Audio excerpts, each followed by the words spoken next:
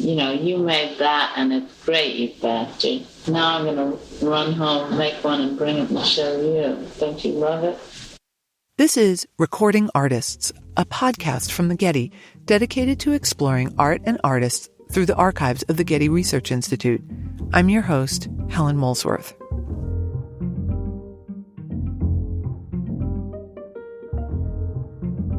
In this season, we focus on audio interviews with 6 women artists whose lives span the 20th century. These recordings were made by the New York-based art critic Cindy Nemser and art historian Barbara Rose. Most of these interviews come from the 1960s and 70s, in the midst of the civil rights movement and the feminist revolution. Hearing these artists, in their own words, talk about their work and about their experiences as women making art is a revelation. This episode focuses on Helen Frankenthaler. Barbara Rose's recordings with her were made in July 1968, Cindy Nemser's in September 1971. Helen Frankenthaler was in her early 40s. I've invited LA-based artist Rodney McMillian and Stanford University art historian Alexander Nemerov to speak with me about these interviews. I chose Rodney because he pours paint, which is a technique developed by Frankenthaler. And Alex Nemerov is currently writing a book on Frankenthaler's early career. Helen Frankenthaler was a major artist in the second generation of abstract expressionist painters. Born in 1928 in New York City, she passed away in 2011 at the age of 83.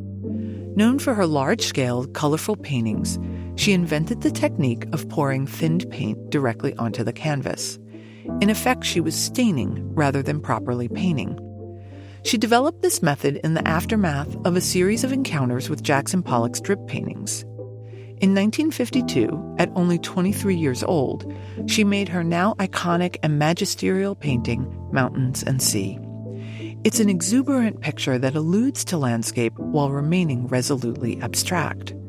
Even though Frankenthaler invented the staining technique, she was often not credited for this profound formal breakthrough in the grammar of painting. I asked Alex Nemerov to tell me why he is drawn to Helen Frankenthaler's work. Her greatest paintings speak to what is almost an impossible thing for an artist of any time, which is to somehow get life on the quick, life on the wing into the works of art so that the works of art don't feel like a pale petrification of lived experience, but you feel that you actually are in the presence, in the thick of life as it is lived and as it is transmuted into aesthetic form by this wondrously talented and sensitive and difficult artist. Like many women of the period, Frankenthaler tended to sidestep issues pertaining directly to feminism or what it might mean to be a woman in a male-dominated art world. She was part of a generation that believed in the purity of art. She saw it as separate from the concerns and limitations of daily life. She possessed a strong sense of herself as an equal to her male peers, which was evident in her romantic unions with 2 of New York's most powerful cultural figures, the critic Clement Greenberg and the painter Robert Motherwell. By all accounts, Frankenthaler was both intellectually precocious and artistically inclined from a young age. We hear this when she tells art historian Barbara Rose about her earliest artistic attempt at the tender age of 5 or 6 in a playground behind the Metropolitan Museum of Art. We lived at 74th Street and Park, and the Met's at 82nd and 5th. I'd start with one piece of chalk behind the Met. They had a statue of Adonis with a fig leaf. And I would start from him, and without standing up, stooping all the way, with the nurse walking at half pace, draw one line until we got to our canopy and doorman. Across the street, around the corner. I mean, when I think of lines, if I pursue it and go way back, that's the first line in my memory. I love this extraordinary story of determination and playfulness combined. The image of her stooping and drawing as a child presages Frankenthaler's intense physical movement in and around her later canvases. I asked Alex what he thought about this story. This connection, literally, between art and life, to going from the museum to her home. In that sense, too, I think it's a great predictor of the way she thought of those two things in connection. If Alex Nemerov saw the connection between art and life, artist Rodney McMillian picked up on the privilege that would help to secure Frankenthaler's confidence. I think a great way to contextualize how I think about that moment of hers is that she makes a point to state that she was dragging it behind her nanny or someone who was employed at her home who was her caretaker. And so she's not only mapping out her space and in a sense kind of claiming space, but in a context in which she knows that she's well taken care of and that is acceptable and that is her right. And so that speaks to me about one knowing one's place in the world and what's possible. This sense of what's possible for Frankenthaler followed her throughout her childhood. She was born into an affluent, white, Jewish Upper East Side home. Her mother was an intelligent and beautiful woman who had worked until she married and then turned her attentions to running a socially ambitious household in support of her husband and 3 daughters. Frankenthaler's father was a prominent judge with a strong work ethic and an abiding belief in Helen, his youngest daughter. He once apparently said to her mother, "Watch that girl. She's special." Frankenthaler attended the Dalton School, an elite Manhattan prep school. There, as a 15-year-old, she was lucky enough to have the Mexican artist Rufino Tamayo as an art instructor. Even in her assessment of Tamayo as a teacher, you can begin to glean Frankenthaler's formidable intelligence and confidence. Here she is again with Barbara Rose. When I was at my best, I used his medium, literally. I mean, a third and a third and a third. Mm-hmm. A third turpentine, a third linseed oil, a third varnish. Used his color palette, Mexican blues and reds, black, cadmium, oranges and reds. And he was encouraging, but I didn't need much encouragement. He was no star teacher, but very good for me at that moment. After Dalton, she was accepted to Bennington, a small, prestigious liberal arts college in Vermont, known for its dedication to literature and art and its decidedly bohemian milieu. Her teachers included prominent artists and intellectuals, among them Paul Feely, whose large canvases of beautifully colored abstract shapes had a direct impact on Frankenthaler's later work. Even as a student, she had a remarkable sense of herself as already participating in art and the life of the mind. One of the delights in studying with Paul was that he gave so much and inspired so much and also learned from his students. If he pushed an idea about a picture, you weren't aware of what he wanted you to think or say or how the seminar should be developed. And sometimes he didn't know himself.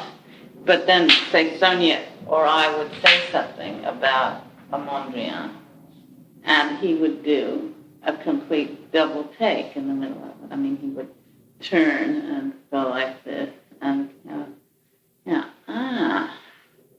and for the first time in his life, a thought crossed, so that there was a real dialectic and thrilling and really brilliant at moments. This sense of herself as an equal to her teachers propelled her and a friend to organize an art exhibition of their Bennington peers. With characteristic gumption, Frankenthaler decided to throw an opening party and invited the most important members of the New York cultural world. This included the prominent critic of the day, Clement Greenberg. Greenberg, or Clem as he was called, was 20 years Frankenthaler's senior and would ultimately play an enormous role in her life. She later told Barbara Rose, I called Clem and I explained, and he said, "Oh, I love Bennington. I love Bennington girls. But I'll only come if there are drinks." I said, well, it just so happens that we have enough money to have a lot of liquor, and we're not only going to have drinks, but we're having both martinis and Manhattans. I was 20 then. He said, well, then I'll come. Anyway, the entire art and literary world of the New York avant-garde showed up for this Bennington show. I mean, you never get a crowd like that together anymore. Everyone got plasters, and Clem walked around the show with me, and anyway, we were extremely interested in each other, and that was that. And we had a long phone call in which it was very clear that we shared a certain humor and interest, and we made a date for drinks, and that was the beginning of a 5-year relationship.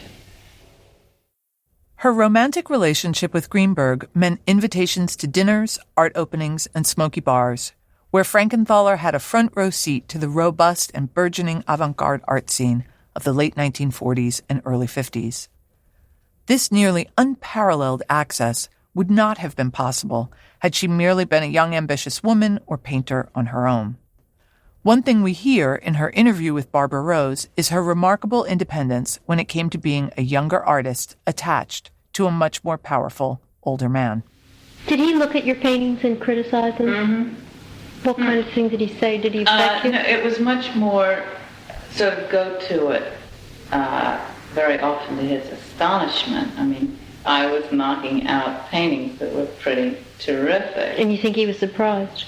No, it went hand in hand. It was very beautiful.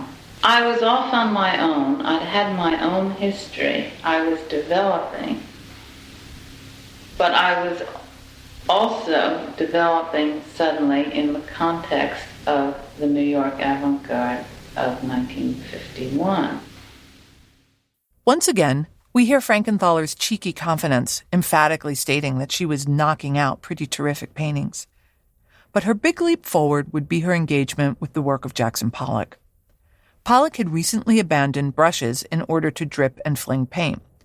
Equally radical was that he had started to place his canvases on the floor rather than on an easel.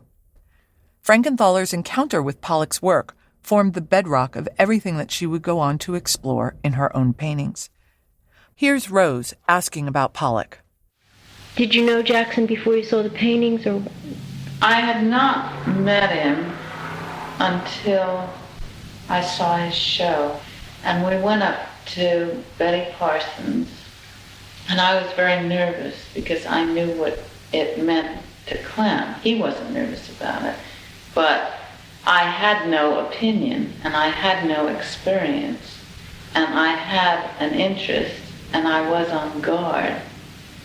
It was as if I suddenly went to Lisbon and knew no Portuguese, but had read enough and had a passionate interest and was eager to live there. I mean, I wanted to live in this land, and I had to live there, but I just didn't know the vocabulary. I mean, I was learning the words. And Clem, as we got off the elevator, he said, now you're on your own. Just look around at the show and tell me what you think of it.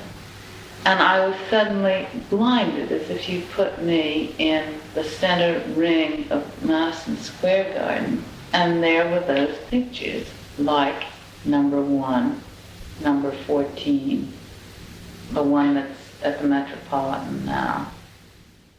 It's hard to imagine in our internet-saturated world, in which we all seem to have already seen everything, the excitement and raw newness that Pollock's work created for people. What feels familiar to me in this story is the wide-eyed quality of being thrust into an adult milieu and having to somehow navigate that world on your own. I asked Rodney McMillian what he thought about Frankenthaler's first encounter with Pollock's work. I got the sense that she was very well aware of her aloneness within that context. Greenberg even tells her, you're on your own. It's like a growing kind of challenge, a sink or swim kind of moment. It's like, let's see how you fare in this context. Do you have the stones? Do you have the chops? Do you have the grit to kind of be in that world. And I think the thing that she said that was really quite poetic was that she said, she wanted to be in this land. And I think that's a wonderful line because it talks about the terrain that she's going to be in. And within that context, there's like an awareness of history. To me, Rodney's read is really astute. The young Frankenthaler sees herself as participating in history in the making. She is eager to be part of this world, even if she does not yet fully know her role in it. I asked Alex Nemerov about this same story. I think that she's being put on the spot, under the spotlight, and that Greenberg actually is the person that she is feeling gazing at her, as though the entirety of Madison Square Garden is seated with 18,000 Clement Greenbergs, because although he said, you're on your own, I think we can... Well, she also said that she was nervous going over there because she knew how much these pictures meant to him. So in our world, it might be like going to a movie with a friend who absolutely adores a certain movie, and although the friend is gracious enough to grant us our own independent relation to it, obviously they're going to be crestfallen if we don't share their enthusiasm. What Frankenthaler would ultimately do as a result of her exposure to New York's avant-garde remains the stuff of legend. In 1951, she accompanied Greenberg out to Springs, Long Island, to visit with painters Lee Krasner and Jackson Pollock. It was there she saw Pollock's studio, with the canvas on the floor rather than the easel. Barbara Rose was clearly very interested in getting to the bottom of this encounter.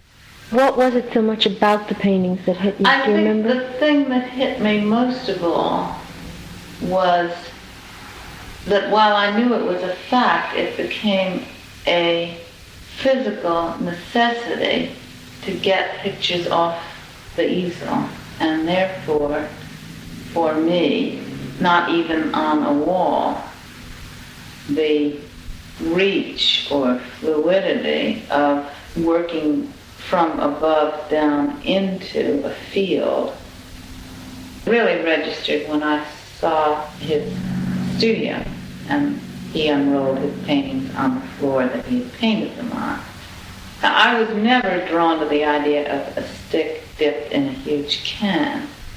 One thing I have never liked is a drip, and I think that's one reason I took pictures off the wall, because if something's upright and liquid, it drips. Why didn't you like the drip? It's a kind of boring accident to me, a drip. There are many accidents that are very rich that you use, but if you exploit a drip, it's very boring and familiar to begin with. Drips are drips. Frankenthaler has said a lot about this experience of seeing Pollock rolling his canvases out on the floor, but this is my favorite of her responses. What do you feel that you got out of this encounter? I guess the encounter really is with the work.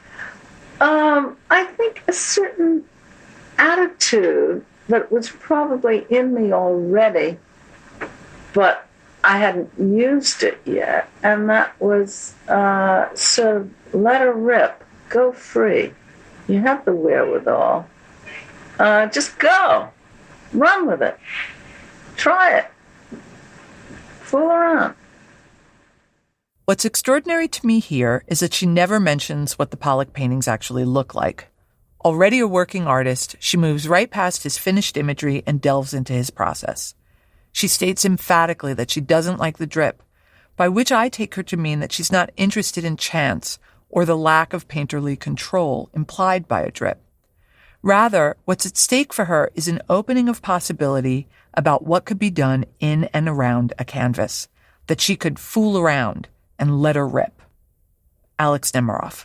I think what Pollock did for her is he showed her what was already inside herself, but she needed the sanction or simply the sight of in the work of another in order to realize, which was, for lack of a better phrase, a kind of ecstatic, grave freedom that was unconstrained by the expectations and the various other end games of the art world. I love Alex's sense of her having a kind of ecstasy or freedom. I think that's something we can see in the way her paint blooms, the way those lovely soft edges of her shapes abut one another. And when Alex says grave freedom, I think about how Frankenthaler lets clumps or smears of paint sit on top of the canvas, as if they are free to just be paint, as if that is enough. It's all that's expected of them. One of the things Frankenthaler said about painting and pouring on the floor, rather than painting at an easel, was that it meant she could use her whole body, not just work from her wrist. I asked Rodney McMillian, an artist who also pours paint, if he could tell us something about what that means or how that feels. I'd say when I'm painting with my wrist, it's a neck-up operation. And when I'm painting with my body, it's from the top of my head to below my feet. So it's the whole of me in a certain way. So it's not just whatever intellect that I bring to the work. It's also body memory. It's also the realities of the day. Like, did I sleep well and eat well, and is my body tired that day? It's the physicality, it's age, it's youth. It's like a memory of how my body has worked before and how it's working now. It's an understanding of what certain gestures that I may do on the canvas, what kind of associative aspects there are. When Rodney mentions the associative aspects of Frankenthaler's work, I immediately think about her painting's relationship to landscape. When she was still involved with Greenberg, she studied with Hans Hofmann in Provincetown, a small fishing village and artist colony at the tip of Cape Cod. Surrounded by water, Provincetown is renowned for its exquisite northern light. Several years after her studies with Hofmann, Frankenthaler and her husband Robert Motherwell began spending summers in Provincetown. I, for one, can't help but see her extraordinary play with blues and pinks and the atmospheric blossoming of her liquid pours of paint on unprimed canvas as being highly evocative of her watery summer landscape. Despite my romantic leanings in this regard, Frankenthaler erected barriers to this kind of thinking. She almost audibly bristles when critic Cindy Nemser asks her about her work's relationship to nature. It depends on what you mean by nature. If you mean, is there well, what do you mean by nature? Well, a reference to the outside world. Oh, I'm not doing landscape. No, I didn't think that was there. But there seems to be a landscape quality in the work, or a kind of reference.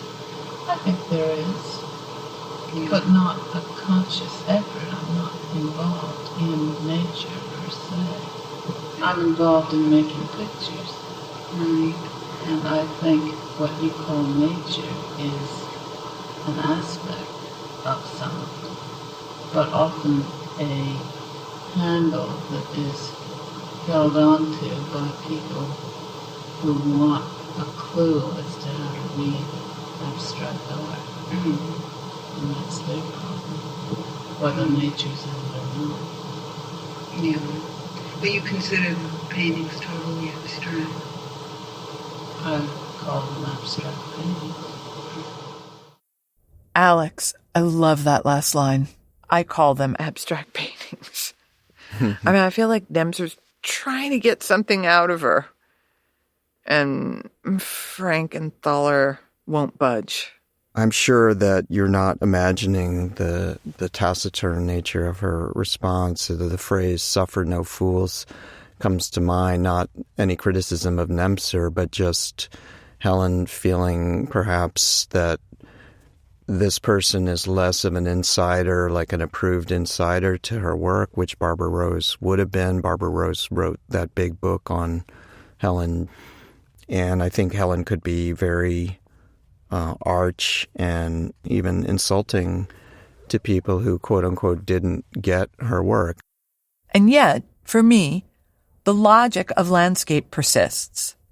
This feeling, to use Alex's phrase, of catching life on the quick, this fleeting quality of impressions, to which I would add the clarity of her use of color and the way she seems to capture light and atmosphere. Alex again. I think the purity of the color, the way the gestures seem to split the difference between chaos and structure, which is something that, for example, Frank O'Hara praised in her work as, allowing for almost like the perfect combination of spontaneity and judgment.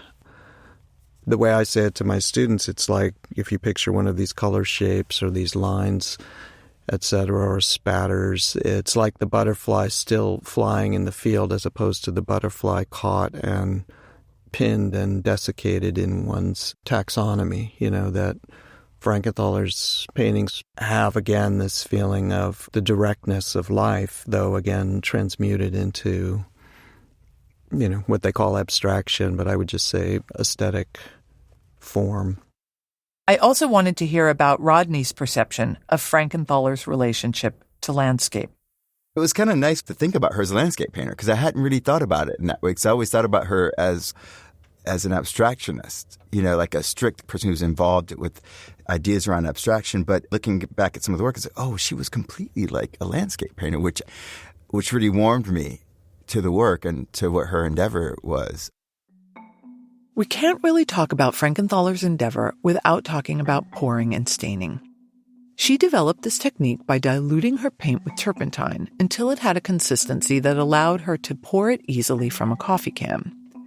With the use of brushes and tools, the thinned paint could now seep into the tooth of the unprimed canvas. This enabled her to stain rather than paint in a traditional way. These gestures of thinning, pouring, and staining, combined with her remarkable use of color, were to become the hallmarks of a Frankenthaler painting. These methods were quickly taken up by Morris Louis and Kenneth Noland, both of whom gained great notoriety for their stained canvases, so much so that sometimes they were credited with the invention of staining itself. Here's Frankenthaler telling Barbara Rose about her first meeting with Louis and Noland, both of whom were friendly with Clement Greenberg. Ken had known Clement Black Mountain and brought Morris to meet Clem. And Clem told them about me, introduced us, and they saw the mountain from the picture. They really admired it, admired me, wondered at it, and were going to lick it. Join it and lick it, both. And I liked that. In those days, with many people, I think because money and power was out in a certain sense, that there were real youthful joys of competitive exchange. You made that and it's great, you bastard. Now I'm going to run home, make one, and bring it and show you. Don't you love it? What's so compelling to me about this story is her sense of mutual camaraderie and rivalry. Frankenthaler says Louis and Nolan want to join it and lick it both. Alex Nemerov. I can believe that she is just enjoying the competition, and as we know, she is not really activated by a sense of being wronged as a woman and doesn't mind having taken this particular and to some extent exalted role in the mythology of abstract expressionism. The other thing I hear her saying is that some of the highest praise artists can bestow on each other is a kind of theft. She knows that you can see a breakthrough in another artist's work, just as she did with Pollock, and that it can propel you back into your studio in an attempt to take that new move and make it your own. Rodney McMillian. The comment about lack of bitterness with Morris Louis, I was struck by that too. And I was like, well, maybe it's because he acknowledges that he got it from her. And maybe it's no different than her acknowledging what she got from Pollock. And maybe it's no different than what Pollock, got from the European modernists that he was engaged with. So in that regard, she's kind of just acknowledging the lineages that are happening. And so perhaps had he not said, I got this from Helen, there may have been a problem. But he said it. And then it's written down. And it's in the books. We've heard this all the way through, that part of her confidence stems from her knowledge that she was participating in something that would become historical. And that, as Alex said, she does not feel wronged in any way. To not feel wronged is a very confident position, and it appears that Frankenthaler has been bolstered by the envy and admiration her painting has inspired in her peers. Rodney McMillian reminds us that this confidence also comes as much from her social status and upbringing as it does from her fellow artists. In listening to the tape, what I was struck by was kind of the nuts and bolts of what we hear all the time about, like, what we're offered, what is expected, and what opportunities exist. And she spends a lot of time in that tape talking about her parents and how her parents talked about her being special, also provided every opportunity for her in great education. There were people who looked out for her, who gave her the benefit of the doubt in terms of her academics, and provided all the possible opportunities that she could possibly ever have. So it's not mysterious why she has this sense of entitlement, and I don't mean entitlement in a pejorative way in this sense, but more like this sense of possibility. It's because she's been told and taught that, and everything has been mapped out for that to be true for her. And that's not the case for the 99% rest of us or many others. And I think what is wonderful about her being so candid about that is that it goes to show that if those possibilities are there for an individual, then they can happen. I think it's very compelling to see her, as Rodney does, as someone who is tacitly aware of how much has been made possible for her by others. To see her not feeling maligned or wronged by history, but rather to see her as she sees herself, as someone who helped make history. For surely, Frankenthaler opened a profound space of possibility for other artists through her novel deployment of paint, a gesture used by innumerable artists in her wake, from Linda Benglis to Rodney McMillian. But Frankenthaler didn't just develop a way of painting used by others. She also produced tender and sensitive canvases that introduced different kinds of bodiliness and a new kind of temporality into the muscular realm of abstract expressionism. So much of what we've heard in these tapes, her confidence, her interest in abstraction, in gesture, in using her body, in situating herself in time and space, comes together in the paintings themselves. Alex Nemerov. Helen said that she wanted to get the feeling of an explosion held on the surface of the canvas. So if you imagine, for example, being a photographer and being at the scene of an explosion, and you happen to take the photograph at the moment when the debris is flying towards you. If you try to transpose that over into the realm of painting, I think she had a notion when she was painting of things rising, exploding up to the surface from some imaginary depth below the canvas, and then she would portray them on that surface in such a way that all the depth out of which they came would be held, the explosion, the energy, the life would be held there, suspended, palpitating. I tell my students it's like, imagine a fish coming up from the depths of the water right up to the surface, and how magical that is, where you see the silver scales and the mouth and so on, and you know that this thing which appears momentarily on the surface is the denizen of some deep that one will never know. And I think something like that is the essence of the personal revelation, the quest for some metaphysical presence that Helen's work is about. One of feminism's rallying cries has long been, the personal is political. When Alex sees the essence of personal revelation in Frankenthaler's work, I wonder if that is one of the reasons we continue to understand her as a keystone for thinking about what it means to be an artist and a woman artist.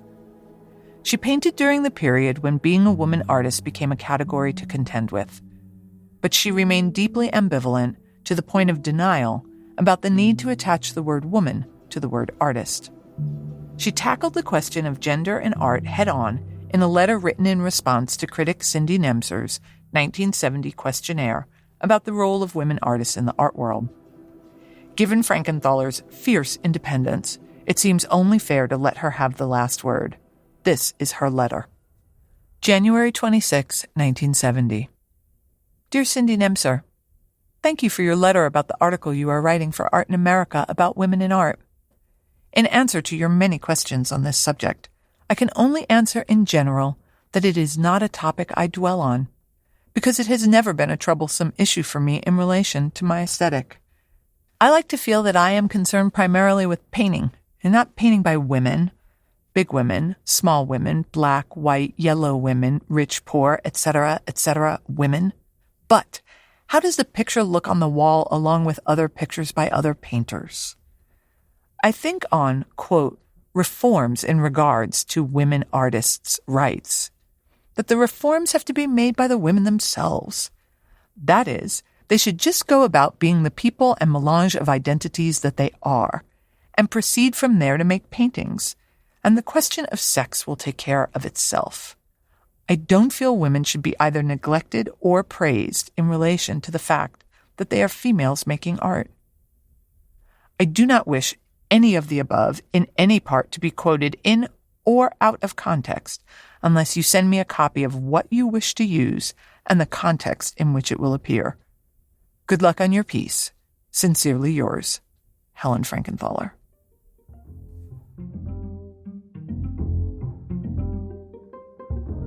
For episode transcripts, images, and additional resources, visit our website at getty.edu/recordingartists. This season was produced by Zoe Goldman with audio production by Gideon Brower. Our theme music comes from Bryn Bliska. Mixing and additional music and sound design by Mike Dodge Weisskopf. Special thanks to the Helen Frankenthaler Foundation.